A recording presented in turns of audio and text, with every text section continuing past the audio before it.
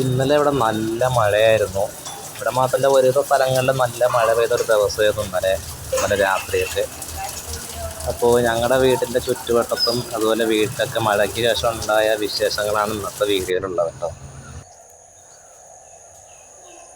അപ്പോൾ എന്തായാലും ഇന്നലെ രാത്രി ഫുൾ മഴ തന്നെയായിരുന്നു, പുലർച്ചെ വരെയൊക്കെ.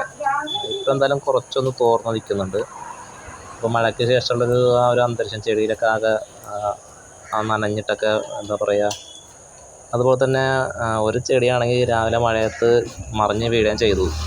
അതിൻ്റെ ആ കടഭാഗം അധികം താഴ്ന്നിട്ടുണ്ടായിരുന്നില്ല. അപ്പോൾ മണ്ണ് നനഞ്ഞപ്പോൾ അങ്ങനെ തന്നെ അത് മറിഞ്ഞ് വീഴുകയുണ്ടായി.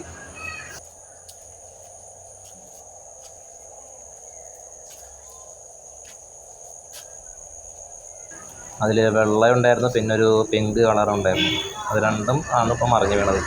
പിന്നെ ഇപ്പുറത്താണെങ്കിൽ പറമ്പിൽ വെള്ളം കെട്ടി കിടക്കുന്നുണ്ട്. പക്ഷേ ഇവിടെ നല്ലോണം കുറേ പുൽച്ചെടികളും ഒക്കെ ഉള്ളൊരു ഭാഗമാണ്. അപ്പോൾ അതുകൊണ്ട് തന്നെ അവിടെ അധികം കലക്കം വെള്ളം, ഒരു തെളിഞ്ഞ വെള്ളം പോലെയുണ്ട്. പക്ഷേ ഇതിൻ്റെ ഇപ്പുറത്താണെങ്കിൽ നന്നായിട്ട് കലങ്ങിയ ചെളി വെള്ളത്തിൻ്റെ അപ്പുറത്തെ വെള്ളമാണ് ഉള്ളത്.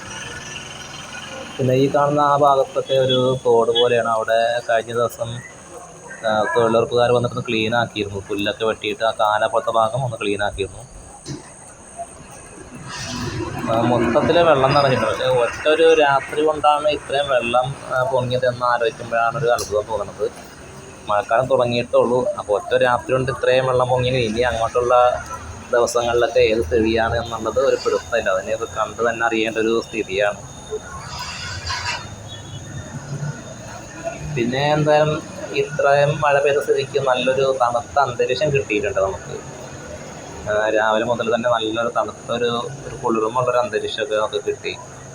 സാധാരണ ആണെങ്കിൽ ആകെ ഒരു ചൂടുമൊക്കെ ആവാറുണ്ടല്ലോ, രാവിലെ ഒരു 9-10 മണിക്ക് പോലും ഒരു നല്ല ചൂട് ഒക്കെ ഉള്ളൊരു അന്തരീക്ഷമായിരുന്നു. പക്ഷേ ഇതെന്തായാലും നമുക്ക് നല്ലൊരു അറ്റ്മോസ്ഫിയർ കിട്ടിയിട്ടുണ്ട്.